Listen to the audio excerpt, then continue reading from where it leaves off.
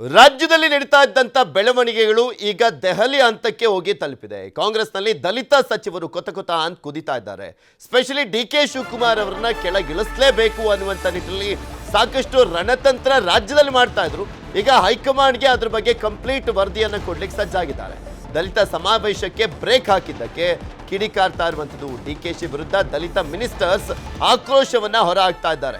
Specially ದಲಿತ ಸಚಿವರು ಮತ್ತು ಶಾಸಕರ ಸಭೆ ರದ್ದಾದಂಥದ್ದು ಇವರೆಲ್ಲರ ಆಕ್ರೋಶಕ್ಕೆ ಕಾರಣ ಆಗಿದೆ. ಇಂದು ಅಥವಾ ನಾಳೆ ದೆಹಲಿಗೆ ದಲಿತ ಸಚಿವರು ತೆರಳಲಿದ್ದಾರೆ. ಪರಮೇಶ್ವರ್, ಸತೀಶ್ ಜಾರಕಿಹೊಳಿ, ರಾಜಣ್ಣ, ಮಹದೇವಪ್ಪ ಇವರೆಲ್ಲರೂ ಕೂಡ ದೆಹಲಿಗೆ ಹೋಗಲಿದ್ದಾರೆ. ಡಿ.ಕೆ.ಶಿ ವಿರುದ್ಧ ದೂರನ್ನ ಸಲ್ಲಿಸಲಿಕ್ಕೆ ನಿರ್ಧಾರ ಅನ್ನುವಂಥದ್ದು ಗೊತ್ತಾಗ್ತಾ ಇದೆ. ಇನ್ನ ಡಿ.ಕೆ.ಶಿ ಬಣದ ಕೆಲ ಶಾಸಕರು ಮಾತನಾಡಿದ್ದಾರೆ. ಡಿ.ಕೆ.ಶಿ ಮುಂದೆ ರಾಜ್ಯದ ಅಧಿಕಾರದ ಚುಕ್ಕಾಣಿಯನ್ನ ಹಿಡಿತಾರೆ ಅಂತ ಮಾಗಡಿ ಬಾಲಕೃಷ್ಣ ಹೇಳಿದ್ದಾರೆ. ಹಾಗೇನೆ ಗುಬ್ಬಿ ಶ್ರೀನಿವಾಸ್ ಕೂಡ ಪ್ರತಿಕ್ರಿಯೆಯನ್ನು ಕೊಟ್ಟಿದ್ದಾರೆ. ಕೆಲವರು ಅಧಿಕಾರ ಇದೆ ಅಂತ ಏನು ಬೇಕಾದರೂ ಮಾಡಬಹುದು ಅನ್ನುವಂಥ ಭ್ರಮೆಯಲ್ಲಿದ್ದಾರೆ ಅಂತ ಪರೋಕ್ಷವಾಗಿ ರಾಜಣ್ಣ ವಿರುದ್ಧ ಕಿಡಿಕಾರಿದ್ದಾರೆ. ಇನ್ನೇನು ಕೆಲವೇ ನಿಮಿಷಗಳಲ್ಲಿ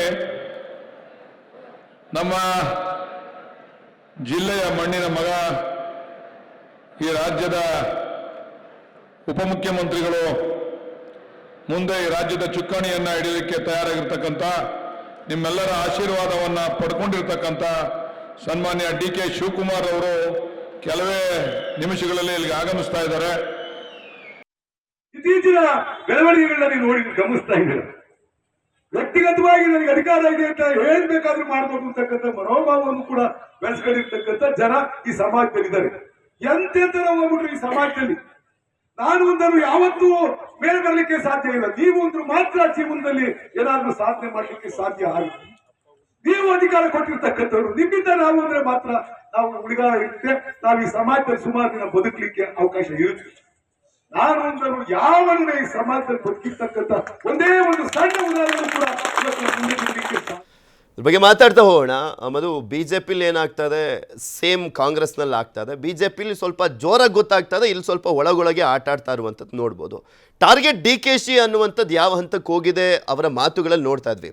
ಈಗ ದೆಹಲಿಗೆ ಹೋಗಿ ತಲುಪಿಸ್ತಾ ಇದ್ದಾರೆ ಅಂದರೆ ಎ.ಸಿ.ಸಿ ಅಧ್ಯಕ್ಷರಿಗೆ ಎಲ್ಲ ಮಾಹಿತಿ ಇದೆ. ರಾಹುಲ್ ಗಾಂಧಿ ಅವ್ರಿಗೂ ಒಂದು ಕ್ಲಾರಿಟಿ ಕೊಟ್ಬಿಡೋಣ. ಅಹಿಂದ ವರ್ಗ ತಿರುಗಿ ಬಿದ್ದುಬಿಡುತ್ತೆ ಸಿದ್ದರಾಮಯ್ಯನವರು ಅಕಸ್ಮಾತ್ ಚೇಂಜ್ ಮಾಡೋದೇ ಆದರೆ.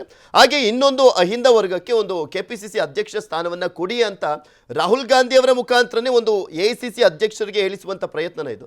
ಅಫ್ಕೋರ್ಸ್, ಯಾಕಂದರೆ ರಾಹುಲ್ ಗಾಂಧಿ ಅವರ ಒಂದು ಮೇನ್ ಅಜೆಂಡಾ, ಪೊಲಿಟಿಕಲ್ ಅಜೆಂಡಾ ಕೂಡ ಜಾತಿ ಜನಗಣತಿ ಮತ್ತು ದಲಿತೋದ್ಧಾರ ಇದೆಲ್ಲವೂ ಕೂಡ ಇರೋದ್ರಿಂದ ರಾಷ್ಟ್ರವ್ಯಾಪಿಯಲ್ಲಿ. ಸೊ ಈ ಹಿನ್ನೆಲೆಯಲ್ಲಿ ಇಲ್ಲಿ ಒಂದು ಯಾವ ಪಕ್ಷಕ್ಕೆ ಯಾವ ಒಂದು ಸಮುದಾಯದ ಋಣ ಯಾವ ಪಕ್ಷದ ಮೇಲೆ ಇದೆ, ಸಹಜವಾಗಿ ಅದಕ್ಕೆ ವಾಪಸ್ಸು ನೀವು ಪಾಸಿಟಿವ್ ಆಗಿ ಪ್ರತಿಕ್ರಿಯೆಗಳನ್ನು ಕೊಡಬೇಕು. ಇಲ್ಲಿ ಯಾವುದೋ ಒಬ್ಬ ವೈಯಕ್ತಿಕ ಹಿತಾಸಕ್ತಿಗಾಗಿ ಸಭೆಗಳನ್ನು ಮಾಡಿದ್ರೆ ಅಂಕುಶವನ್ನು ಹಾಕ್ತಾರೆ, ವೈಯಕ್ತಿಕವಾಗಿ ನೋಟಿಸ್ಗಳನ್ನು ಕೊಡುವಂಥ ಪ್ರಯತ್ನಗಳನ್ನು ಮಾಡ್ತಾರೆ ಮತ್ತು ಜಿಲ್ಲಾವಾರು ಸಮಾವೇಶಗಳನ್ನು ಮಾಡಬೇಕು. ಯಾಕಂದರೆ ಜಿಲ್ಲಾ ಪಂಚಾಯತಿ, ತಾಲೂಕ್ ಪಂಚಾಯತಿ ಚುನಾವಣೆಗೆ ವೇದಿಕೆಯನ್ನು ಸಜ್ಜುಗೊಳಿಸಬೇಕು ಮತ್ತು ಈಗಾಗಲೇ ಏನು ಚುನಾವಣೆಯಲ್ಲಿ, ವಿಧಾನಸಭಾ ಚುನಾವಣೆ ಇರ್ಬೋದು, ಲೋಕಸಭಾ ಚುನಾವಣೆಯಲ್ಲೂ ಕೂಡ ತಕ್ಕ ಮಟ್ಟಿಗೆ ಏನು ರೆಸ್ಪಾನ್ಸ್ ಬಂದಿದೆ, ಡೆಸ್ಪೈಟ್ ಆಫ್ BJPಯ ಲೋಕಸಭೆಯಲ್ಲಿ BJPಯ ಒಂದು ವರ್ಚಸ್ಸಿನ ಹೊರತಾಗಿ ಅದೆಲ್ಲದಕ್ಕೂ ಕೂಡ ಈ ಒಂದು ಅಹಿಂದ ವರ್ಗ ಏನಿದೆ ಅದರ ಒಂದು ಒತ್ತಾಸೆಯಿಂದ ಈ ಒಂದು ಪಕ್ಷ ಇವತ್ತು ಅಧಿಕಾರದ ಸ್ಥಾನದಲ್ಲಿ ಕೂತಿದೆ. ಅದಕ್ಕೆ ಪ್ರಮುಖರಾಗಿ ಸಿದ್ದರಾಮಯ್ಯ ಮುಕುಟಮಣಿಯಾಗಿದ್ದಾರೆ. ಹೀಗಾಗಿ ನೀವೊಂದು ಅವಕಾಶವನ್ನು ಕೊಡಬೇಕು, ಇದರಲ್ಲಿ ಮತ್ತೆ ಡಿಸ್ಟರ್ಬೆನ್ಸ್ ಬರಬಾರ್ದು ಅಂತ ಏನು ನಡೀತಾ ಇದೆ, ಆ ಒಂದು ಕಾರಣವನ್ನು ಪದೇ ಪದೇ ಪ್ರಬಲವಾಗಿ ಪ್ರತಿಪಾದಿಸಬೇಕು ಅನ್ನೋ ಒಂದು ಲೆಕ್ಕಾಚಾರದಲ್ಲಿ ರಾಜ್ಯದ ಬಹುತೇಕ ಸಮುದಾಯದ ನಾಯಕರುಗಳು, ಹಿಂದ ಸಮುದಾಯದ ನಾಯಕರುಗಳು ಇದ್ದಾರೆ. ಅಫ್ಕೋರ್ಸ್ ಜಮೀರ್ ಅವರು ವ್ಯಕ್ತಿಗತವಾಗಿ ಸಿದ್ದರಾಮಯ್ಯ ಅವರಿಗೆ ಬಲವಾಗಿದ್ದರೂ ಕೂಡ ಅವರು ಈ ರೀತಿ ವಿಸಿಬಲ್ ಆಗಿ, ವೋಕಲ್ ಆಗಿ ಸಿದ್ದರಾಮಯ್ಯ ಅವರೇ ಮಾಡ್ತಾರೆ, ಡಿ.ಕೆ. ಶಿವಕುಮಾರ್ ಬೇಡ ಅಂತೇಳಿ. ಆದರೆ ಈ ಒಂದು 3-4 ಜನರ ಒಂದು ತಂಡ ಏನಿದೆ ಸ್ಪಷ್ಟವಾಗಿ ನೇರವಾಗಿ ಅಖಾಡಕ್ಕೆ ಹಿಡಿದಿರುವಂಥದ್ದು ಮತ್ತು ನೇರ ಗುರಿ ಇಟ್ಟಿರುವಂಥದ್ದು ಡಿ.ಕೆ. ಶಿವಕುಮಾರ್. ಈ ಒಂದು ಕಾರಣಕ್ಕೆ ಹೈಕಮಾಂಡ್ಗೆ ಸ್ವತಃ ತಾವು ಹೋಗಿ ತಮ್ಮ ಒಂದು ವಾದವನ್ನು ಮಂಡಿಸಬೇಕು ಅಂತ. ಈಗ ಕಳೆದ ಬಾರಿ ಸುರ್ಜೇವಾಲಾ ಅವರು ಬಂದಂಥ ಸಂದರ್ಭದಲ್ಲಿ ಏನು ಸ್ಪಷ್ಟವಾದಂಥ ಸಂದೇಶಗಳನ್ನು ಕೊಟ್ಟಿದ್ದರು, ಅಂಕುಶವನ್ನು ಹಾಕಿದ್ರು. ಅದಾದಮೇಲೆ ಮಾಧ್ಯಮಗಳು ಪರಮೇಶ್ವರ್ ಅವರನ್ನು ಕೇಳಿದ್ರು, ಪಕ್ಷ ದೊಡ್ಡದು, ವ್ಯಕ್ತಿಗಳಲ್ಲ ಅಂತ. ಪಕ್ಷ ಅಂದರೆ ಯಾರ್ರೀ, ನಾವೇ ಅಲ್ವೇನ್ರಿ ಪಕ್ಷ, ನಾವಿದ್ರಲ್ವ ಪಕ್ಷ ಅನ್ನುವಂಥ ಒಂದು ಮಾತನ್ನು ಸೂಕ್ಷ್ಮವಾಗಿ ಪರಮೇಶ್ವರ್ ಹೇಳಿದರು. ಅಫ್ಕೋರ್ಸ್ ಅವರು ಅಗ್ರೆಸಿವ್ ಆಗಿ ಮಾತನಾಡುವಂಥವರಲ್ಲ, ಆದರೆ ಆ ಒಂದು ಮಾತಲ್ಲಿ ಒಂದು ಅಗ್ರೆಷನ್ ಇತ್ತು, ಆ ಪದ ಬಳಕೆಯಲ್ಲಿ ಅಗ್ರೆಷನ್ ಇತ್ತು, ಅವರ ಹಾವಭಾವದಲ್ಲಿ ಇಲ್ಲ ಅಂದರೂ ಕೂಡ. ಸೊ ಅದನ್ನು ನೋಡಿದಂಥ ಸಂದರ್ಭದಲ್ಲಿ ನೀವು ಇಗ್ನೋರ್ ಮಾಡಲಿಕ್ಕೆ ಸಾಧ್ಯ ಇಲ್ಲ. ಮತ್ತು ಒಬ್ಬರ ವ್ಯಕ್ತಿಗತ ಲೆಕ್ಕಾಚಾರಕ್ಕೋಸ್ಕರ ಎಂಟೈರ್ ಪಕ್ಷದ ಒಂದು ವೋಟ್ ಬ್ಯಾಂಕ್ ಅನ್ನು ಅಲ್ಲಾಡಿಸ್ತಾ ಇದ್ದಾರೆ. ಅದು ಭವಿಷ್ಯದಲ್ಲಿ ತೊಂದರೆಯನ್ನು ತಂದುಕೊಡುತ್ತೆ ಅನ್ನೋ ಒಂದು ಸ್ಪಷ್ಟ ಸಂದೇಶವನ್ನು ಈ ಸಲ ನಿರ್ಣಾಯಕ ಘಟ್ಟದಲ್ಲಿ ಲಾಜಿಕಲ್ ಎಂಡಿಗೆ ತಾರ್ಕಿಕ ಹಂತಕ್ಕೆ ತಗೊಂಡೋಗ್ಬೇಕು ಅನ್ನೋ ಲೆಕ್ಕಾಚಾರದಲ್ಲಿ ಈ ಒಂದು ಬಣ ಇದ್ದಂಗಿದೆ. ಆದರೆ ಹೈಕಮಾಂಡ್ ಯಾವ ರೀತಿ ರೆಸ್ಪಾನ್ಸ್ ಕೊಡುತ್ತೆ ಅನ್ನುವಂಥದ್ದು ಕುತೂಹಲ. ಪೃಥ್ವಿ ಪಟೇಲ್ರೆ, ಹೇಗೆ ನೋಡ್ಬೋದು ಇದನ್ನ?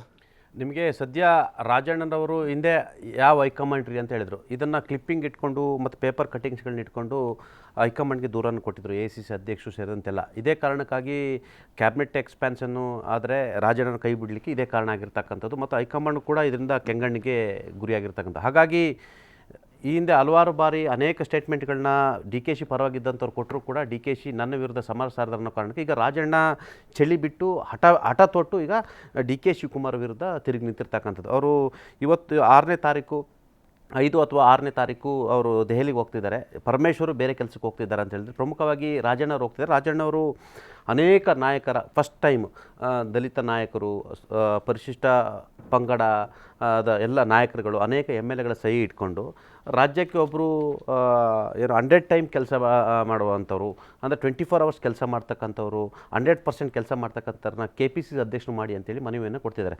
ನಿಮಗೆ ಹೈಕಮಾಂಡ್ ಆದಂತೂ ಕೂಡ ಕೇವಲ ಡಿ ಕೆ ಶಿವಕುಮಾರ್ ಅವರ ಮಾತು ಕೇಳ್ತಿದ್ರೆ ಪಕ್ಷ ಉಳಿಯಲ್ಲ. ಹಾಗಾಗಿ ಹೈಕಮಾಂಡ್ಗೂ ಇದು ಧರ್ಮ ಸಂಕಟ ಆಗ್ತಿರ್ತಕ್ಕಂಥ. ಆ ಮುಖಾಂತರ ಡಿ ಕೆ ಶಿವಕುಮಾರ್ ವಿರುದ್ಧ ಈಗಾಗಲೇ ಸಮರ ಸಾರಿಯಾಗಿರ್ತಕ್ಕಂಥದ್ದು. ಒಂದು ವೇಳೆ ಪರಮೇಶ್ವರ್ ಅವರ ಈಗೋಗೆ ಅದು ಹರ್ಟ್ ಆಗಿರ್ತಕ್ಕಂಥ. ಯಾಕಂತೇಳಿದ್ರೆ ಪರಮೇಶ್ವರ್ ಕರೆದಂಥ ಸಭೆ, ಪರಮೇಶ್ವರ್ ಇಸೇ ಸೀನಿಯರ್ ಮೋಸ್ಟ್ ಲೀಡರ್ ಆಗಿದ್ದಂಥವ್ರು, ಸುಮಾರು 8 ವರ್ಷ PCC ಅಧ್ಯಕ್ಷರಾಗಿದ್ದರು, ಹೈಕಮಾಂಡ್ನ ನಿಷ್ಠೆ ಇಟ್ಕೊಂಡಿದ್ರು. ಹಾಗಾಗಿ ಸುರ್ಜೇವಾಲ್ ಮುಖಾಂತರ ಇಡೀ ಕರ್ನಾಟಕದ ಪಾರ್ಟಿಯನ್ನು ಕಂಟ್ರೋಲ್ ಮಾಡ್ಕೊಂಡಿದ್ದಾರೆ. ಸುರ್ಜೇವಾಲ್ರವರು ಡಿ ಕೆ ಶಿವಕುಮಾರ್ ಅವರ ಅಣತಿಯಂತೆ ಕುಣಿತಾರೆ ಅನ್ನೋ ಕಾರಣಕ್ಕಾಗಿ ಈಗ ಪರಮೇಶ್ವರ್ ಕೂಡ ತಿರುಗಿ ಬಿದ್ದಿರುವಂಥದ್ದು. ಇಲ್ಲಿ ಒಂದೇ ಕಲ್ಲಿನಲ್ಲಿ 2 ಹಕ್ಕಿ ಹೊಡಿಲಿಕ್ಕೆ ಪರಮೇಶ್ವರ್ ಬಣ ಇಲ್ಲಿ ತೀರ್ಮಾನ ಮಾಡಿರುವಂಥ. ಇದರ ಹಿಂದೆ ಮುಖ್ಯಮಂತ್ರಿಗಳ ನಿರ್ದೇಶನ, ರಚನೆ ಎಲ್ಲವೂ ಕೂಡ ಇರ್ತಕ್ಕಂಥದ್ದು. ಅಲ್ಲಿ ಸುರ್ಜೇವಾಲ್ರು ಹಠಾವು ಮತ್ತು DKC PCC ಅಧ್ಯಕ್ಷ ಹುದ್ದೆ ಹಠಾವು ಅಂತೇಳಿ ಈಗ ಮನವಿಯನ್ನು ಕೊಡ್ತಿರುವಂಥದ್ದು. ಹಾಗಾಗಿ ಮಲ್ಲಿಕಾರ್ಜುನ್ ಖರ್ಗೆ ಅವರು ಏನು ಮಾಡ್ತಾರೆ ಅನ್ನೋದು ಕಾದು ನೋಡಬೇಕಾಗಿದೆ. ಯಾಕಂತೇಳಿ ಇಡೀ ಕರ್ನಾಟಕದ ಡಿಸಿಷನ್ ತೆಗೆದುಕೊಳ್ತಕ್ಕಂಥದ್ದು. ಇತ್ತೀಚೆಗೆ ಅಲ್ಲಿ ಮಲ್ಲಿಕಾರ್ಜುನ್ ಖರ್ಗೆ ಅವರು, ವೇಣುಗೋಪಾಲ್ ಕೂಡ ತೆಗೆದುಕೊಳ್ತಿಲ್ಲ.